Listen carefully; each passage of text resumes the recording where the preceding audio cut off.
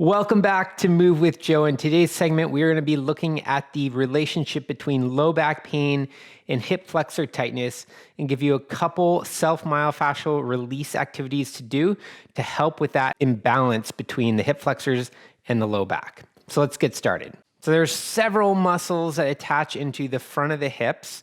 So if you were to take your hands on top of the iliac crest here and wrap your fingertips around, you'll find a prominent bony point in the front of right above your right and left legs.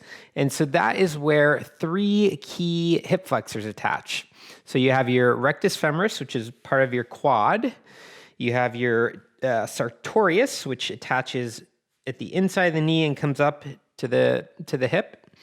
And then you have your tensor fascia lata, which turns into the IT band that comes around the lateral part of the knee. So these three muscles, along with, we'll look at one other one, which is your psoas muscle, which attaches all the way up into, from L5 to T12 up in your spine. These four hip flexors can be creating what we call an anterior tilt. So if you tend to stand in a way where your low back, you have more of an excessive curve in your low back, that may be being caused by a tightness in the hip flexors that are pulling your pelvis down and creating a bigger arc. And when that happens, the spine in the back gets compressed up. And so that might be creating additional strain. Now, this is very common in runners, cyclists, people that do a lot of repetitive movement in that linear plane using their hip flexors over and over and over again. But it can also happen to people sitting at desks in a shortened position where the hip flexors are shortened across the front of the hip here. So let's dive into a couple of different strategies that you can use to help open up your hips. Okay, so the first one that we're going to do is based on kind of a traditional quad stretch, but we're going to turn it into a more active quad stretch. And so we'll use a yoga mat or can lay down on a surface that's comfortable for you. And the first thing you're going to do is bend your knee, and you can grab a hold of your foot. If you have a hard time reaching, you can always grab an exercise band and wrap that around your ankle joint. Now, what's important is that you tuck your tail under, or in other words, you press your pubic bone into the floor. So that way the stretch is occurring in the quad and not arcing your back up like that. So press the pubic bone into the floor and then slowly begin to press your foot as if you're trying to straighten your knee into your hand. Hold for 5 seconds. And then slowly let that relax. And you can let your leg relax. And then again, we'll repeat. Press. Trying to straighten the leg. You're resisting with your hand. And slowly relax. And we'll do it one more time. Straighten, hold for 5 seconds. And slowly relax. Okay, so let's switch legs. Oh, my quads are tight. I just did 3 days of backcountry skiing, so hip flexors are tight, so I'm a great example. All right. So we're going to tuck the tail. We're going to begin to straighten, pressing the foot and leg into the hand as if we were going to straighten our leg. Hold for 5 seconds, and then slowly let it go. All right, again, contract. Hold for 5 seconds. Good. Slowly let it go. And one last time, begin to contract, trying to lengthen the leg, resisting with your hand. And slowly let it go. All right, great. So you could do several more sets of this, whatever you feel like you need. For me, I will probably do several more after we're done here. The next thing that we can do is begin working with some form of self-myofascial release. So you could use a foam roller, but I prefer using a softer rubber ball. This one is a Yamna ball. It is inflatable, so I can adjust the pressure to the one that I prefer. And right now I have the ball pretty firm. It's a larger ball, so it's great for working the quads.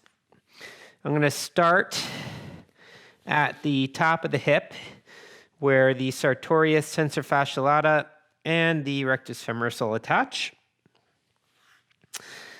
And I'm slowly just going to start working around the top insertion into the hip. And you can do a little cross fiber friction back and forth. And so you're essentially looking to try and hook the edges of the tendons.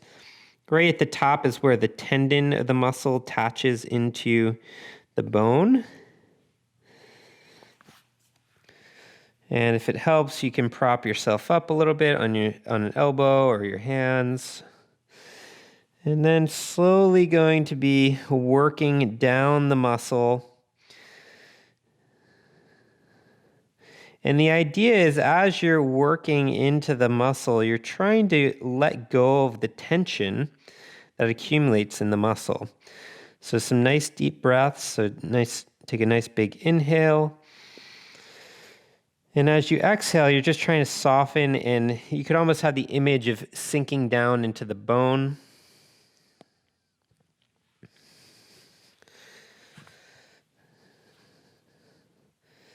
And so as I get a little lower, I'm starting to get into some more sensitive areas. And those areas you can hang out in for a little bit. Again, just trying to soften, let go of the tension. If it's really too sensitive, then you'll want to let up on it. Go this way here so you can see a little bit better. And then eventually you're going to continue working down the muscle. And you may find that there's particular strands, like if I roll out a little bit more, I get to a more sensitive area, a little more lateral quad, maybe it's part of the vastus lateralis.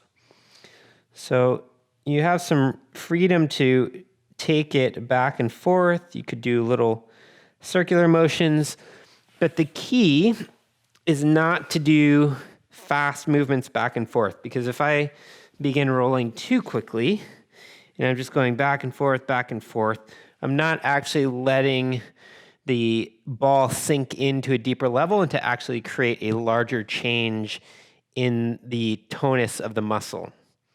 So we want to keep the movement slow, we want to keep it steady, and it's really ideal to work through the entire muscle belly and not just work one point, so that we're actually creating a lengthening through the entire musculature or the entire fascial line of the quads.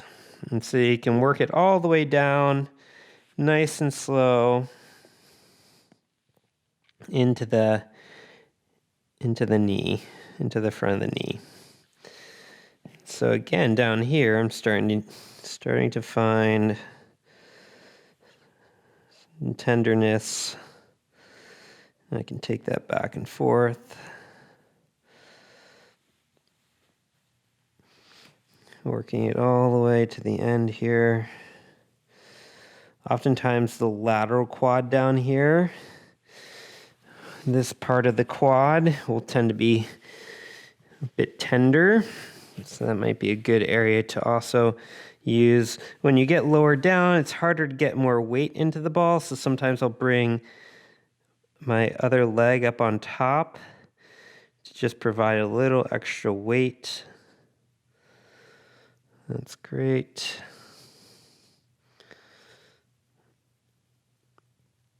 Okay. All right. So that was rectus femoris. We can also work a little bit more into the medial part of the thigh and get your sartorius.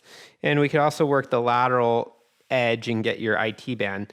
So an example for IT band, you can start by coming into the septum between the hamstrings and the back of the leg and the lateral quad here, and slowly begin to roll that tissue. I go in kind of a diagonal movement from back kind of forward and down the leg, trying to hook the edge of the IT band. And so you can start doing this fascial release more three-dimensionally versus in just a pure linear plane. And this is, I find, far more effective. Coming around. Oh, that's really sensitive right there. So I can hang out there momentarily, maybe try a little up and down or side to side. Cross fiber against the IT band. And then slowly work all the way to the front. And then on the next round, I can just start the ball slightly lower. And again, same thing, slowly start working, rotating the leg around the ball, hooking that lateral edge.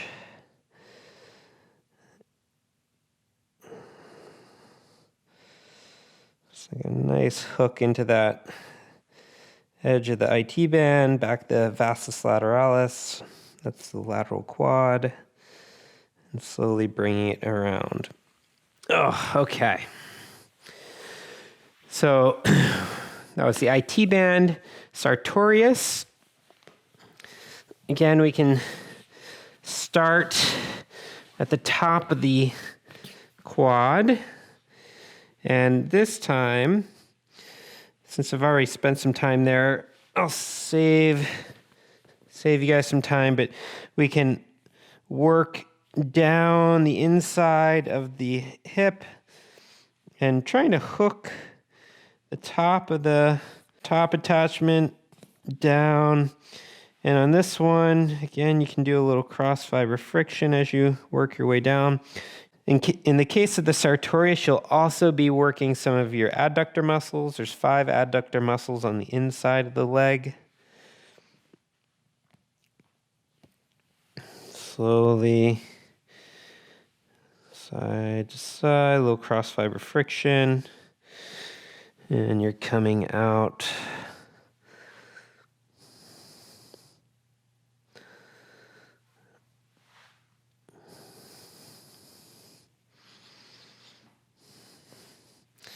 Again, this one's a little harder to get that weight into the ball as you get farther down into the leg, down towards the knee. All right. Good. So that gives you an idea. Of course, if it was more tender, you're feeling a lot of tension there, you could spend a bit more time in that area. So lastly, we're going to work into the psoas. And in order to do that, we'll again come down onto our elbows and we'll bring the ball in from the side here. So just above the hip bone, you can hook in kind of in between the space between the hip bone, the top of the hips, and your rib cage. And slowly going to roll in towards the belly button. And we're going to just slowly relax and try and sink into the ball. The psoas is a core muscle, so it's going to take a little bit of time to get into it.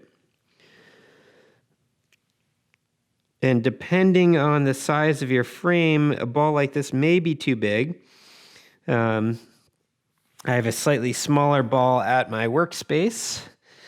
that I would probably use that would fit in a little bit better, but this is what I have at home currently, so that's what I'm going to use. So with this one, you're mostly just trying to ease into that deeper tissue. It's going to take a little bit of time, and it may be a little uncomfortable.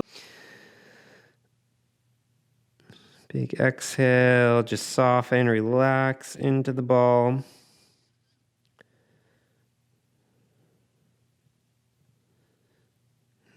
All right, good. So let that relax. All right, so one last one as you can come into a little forward stretch.